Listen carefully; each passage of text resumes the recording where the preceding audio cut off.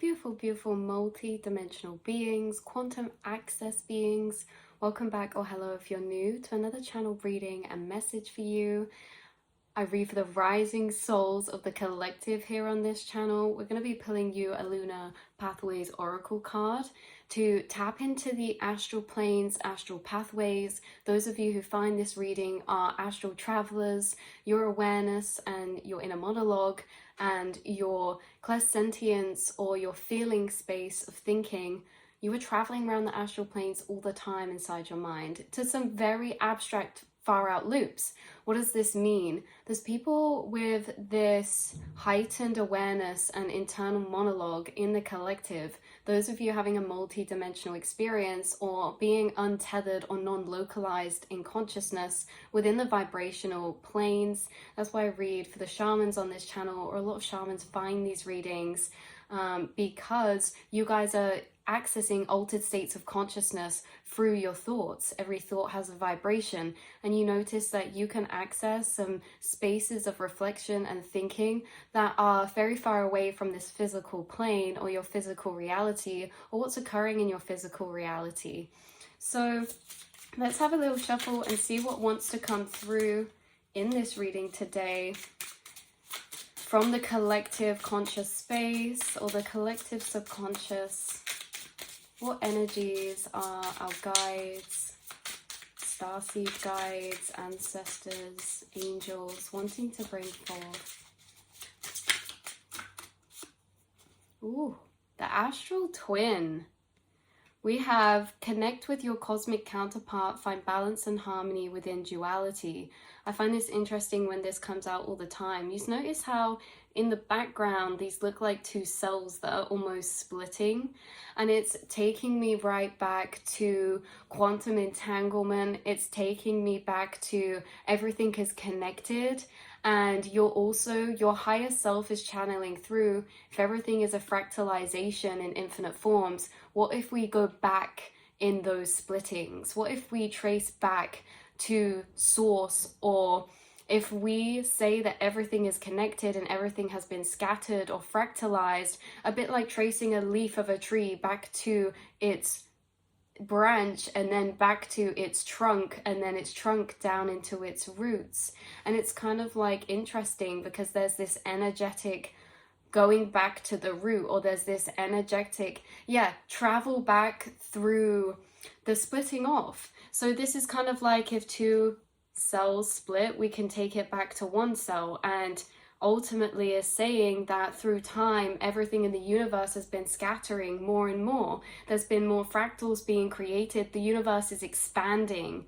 And what this is saying is that you can essentially move through nonlinear time back through energy spaces, back to your core, or back to your source, or back to whole states of consciousness where everything was one. So we say that every piece of matter or every atom here or everything here is energy that can be pulled back to its source, and the source is all connected. We all come from the same scattering of energy. It's actually pulling me back to an example of a concept or the theory of the Big Bang, and it's like from this one is scattered and is split out, and it's saying that you can still feel your quantum entangled nature to your scattered consciousness. If consciousness and everything and everyone here and every object and literally anything here is from this source core or from its origins, the same source, then this is saying as well that energy all has information stored and memory stored. Being expanded or non-localized, this is basically saying that you have telepathic and empathic connection to other energies, people, and matter and light here that's scattered out on this plane, and you can tap into that. So you guys have actually been expanding your awareness past beyond yourself, and you could have this sense of quantum entanglement or connection to things. Again, this can be something really random, it's probably not random at all, is coming and being channeled through. There's this thing about personification, and maybe when you were younger or growing up or even now, there's this essence of you personifying things, and your guides want to link this back to your empathic abilities. So this can be with like teddies, this can be with insects is an interesting one coming through, which is unobvious because they're obviously alive and living, but a lot of humans do not see insects or maybe even sometimes animals in that way. To personify means to bring something alive, to give life to it, to kind of see it as living and feeling with emotions and, you know, consciousness. And so this is kind of like, maybe you see stones like that, objects like that, sentimental value. There's like totems or symbols, or there are teddies, or, you know, insects, like we say, the unobvious one. But you guys personify things a lot, and this on a deeper or on a higher dimensional level, if we look at this, your feeling is connected to the things around you. You feel things, and what's being brought through is like ET. Oh, this is so interesting, because I love how we got to that, because E.T. and the boy are kind of like this astral twin connection, and one person feels something, the other person feels something as well. Or when E.T. feels something, the little boy feels something, and they're quantumly connected, or they're empathically entangled.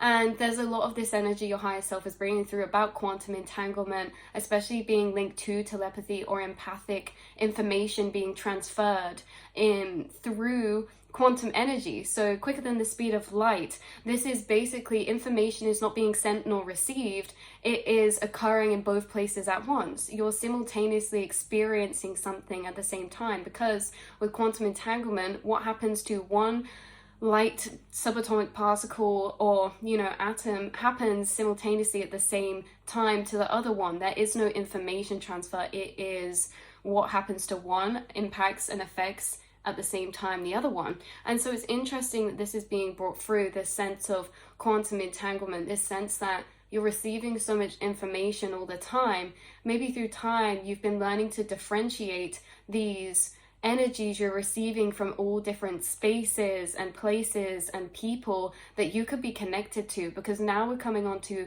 cords and energetic cord connections. You guys are able to tap into energetic cord connections, which is essentially like a wormhole from you to another person.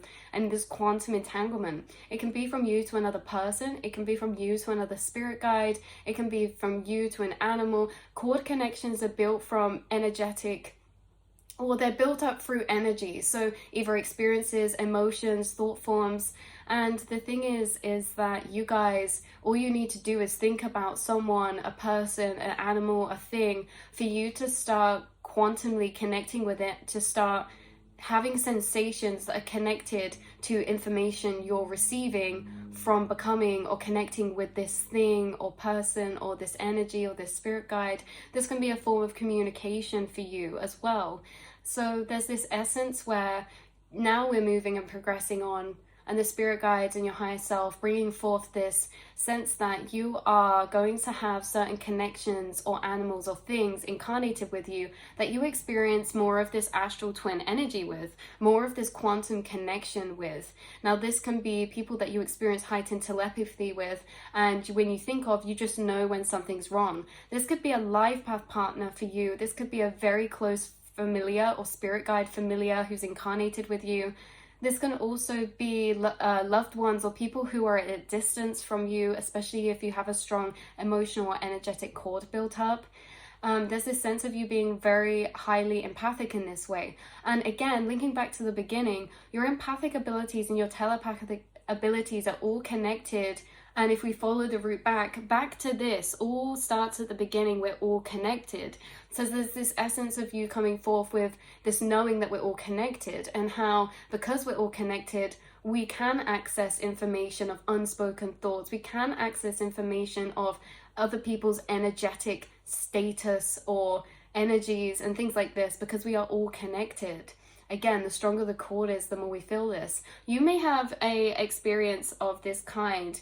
You may have had multiple experiences of this kind, but this could be something that you're actually experiencing right now. Now, with this could be a family member, this could be a best friend, this could be a relationship, this could be an animal. There's something about empathic nature or this quantum entanglement, especially when it comes to physicalities. If this is like your partner or a family member and they're going through something, maybe they are suffering with something that's giving them a migraine or a headache. You might also get a migraine or a headache when you're near or around them. You guys are not absorbed, but you pick up on others' energy by mirroring and processing what you're mirroring. And this can be on a physical to an emotional level, so it can happen in different ways. You can definitely feel or sense when somebody is in distress, and anything that's a very loud or concentrated or amplified energy. So also like love as well. Love is a very amplified energy, and energy becomes more amplified when disconnected or separated as well. For some of you, your astral twin may be in spirit realm form, like they may be in a dimensional plane that's not incarnated physically. Or they could have been someone who was incarnated physically with you for a while and then ascended to the spiritual planes. This could also be, in a sense, what's coming through is the more that the physical is separate, the more that the astral connects, the more amplified, or the more that the soul seeks to connect in a particular way energetically. So it's like the more that we disconnect physically, the more that we learn to connect telepathically, empathically, and astrally, because that is our only avenue or source to go down that path to connect in a particular way. So it's very interesting because this might happen with multiple people this life for you, or multiple spirit forms or energies, and it's basically, it's that you may experience some form of, with particular quantum entangled astral twins or something like that, being incarnated quite far apart, or having somebody close to you who you know was a familiar guide for you, or a soul tribe member of yours who may have passed over. This is strengthening one and each other's connection to the self, or this sense of strengthening what is being revealed here through the awakening process, which is that we are all connected, we are all the one source. There's this energy I keep channeling through my clairaudience. How did you know that, or how did you sense that? And it's interesting because in the lower paradigms, there is separation. There is no way logically where we could pick up information or tap into information. When the higher planes, we understand this is completely accessible because energetically we are all one consciousness. And it really goes back to this far back loop. It's like going up a pyramid. So connect with your cosmic counterpart, find balance and harmony with duality. Very interesting, because yeah, that could still be coming through in multiple ways. Something about reconnecting with this, or maybe you guys are having people connect with you in dreams, or your dreams amplified right now. Dream connection is also another way of connecting or communication. What's happening this life as well is all of your higher forms of 5D communication and above are being reactivated, re-remembered, and honed in on, and tapped into in these ways, but they need a fuel or source to be able to practice or to create this dynamic of strengthening this in a particular way. And a lot of the time with humans, with technology and everything and being in person, we have no need to use our higher forms of communication or connection, because instead of telepathying, we just text or call someone. Now, when things in the physical are being blocked, this is where we still receive the energetic. Energetically, things are always connected, and this is what we learn and we realize as well. In the physical, there is separation. In the astral planes, everyone and everything is connected. And so even if the physical is blocked, or say someone passes over or ascends, or there's distance, or there's physical blocks in, maybe calls, texts, or communication, or being in person, that does not block the energetic, because in higher paradigms, everything is connected. There is no separation. And so there's still communication in these higher planes. And this is what you guys have really been experiencing this life in particular ways. So yeah, I may end this reading here, you guys. I might pull one more card to confirm this. I actually think the card that wants to be confirmed the most is on the bottom deck, and it's one that nearly came out when I was shuffling, and I feel as if it's very symbolic or synchronistic for a particular reason, and it's called the Celestial Key. Now, there's something about this key that is relevant to your spiritual path on a higher self level. It says, unlock your potential, cosmic wisdom is waiting for you to access and use. The keys I associate with being a gatekeeper or a key keeper, a keeper of memories or a keeper of information. I see keys connecting to what we call astral gateways. Astral gateways are almost like the thresholds between frequencies, or passing in between different dimensional planes or frequency planes. Having a key links back to you being the shamanic energy who has the key to connect and move through different states of consciousnesses by thinking through them and into them, because you have these keys to open into those. What are the keys? They can be connecting points of information, connecting points of thoughts, because if you are walking to a destination and there is a gap with no bridge, you may see the other side, but you cannot walk into the other side. For you guys, how we walk in the astral, or how you astral travel, is through connecting points of thought or energy.